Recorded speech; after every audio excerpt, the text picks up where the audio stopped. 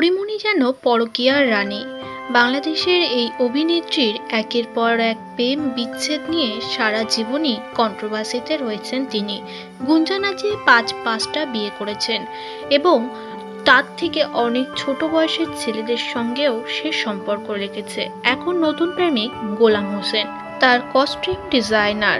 তার সঙ্গে এবার একটি ঘনিষ্ঠ ভিডিও নিজেই শেয়ার করেছে পরীমনি, যেখানে দেখা যাচ্ছে গোলাম হোসেনের গালে ভরে ভরে চুমু খাচ্ছে অভিনেত্রী পরীমনি। তার ছেলের জন্মদিনে একসঙ্গে নাচ করেছে গোলাম হোসেন ও পরীমনি, যেই মুহূর্তটা ছিল বেশ রোম্যান্টিক।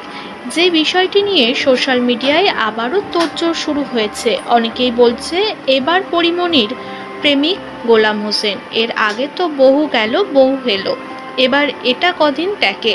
এক কথায় পরকীয়ার রানী পরীমনি। বাংলাদেশে পরকীয়া নিয়ে যার নাম প্রথমেই থাকে তিনি হলো পরীমনি। তাই তো এবার তার কাছের বান্ধবী অপু বিশ্বাস তাকে খোঁচা মারতে ছাড়লেন না। এই মহিলাকে মৃত্যুদণ্ড দেওয়া উচিত, এমনই মন্তব্য তার। ইনডাইরেক্টলি একটি নিউজ চ্যানেলে এমনই কথা বলেছেন তিনি। এর আগে পরীমনি ও অপু বিশ্বাসের দ্বন্দ্ব নিয়ে শোল গরম ছিল সোশ্যাল মিডিয়ায়। অপু বিশ্বাসকে বারবার খোঁচা মেরেছে পরীমনি, তারই রিভেঞ্জ নিল হালকাভাবে অপু বিশ্বাস।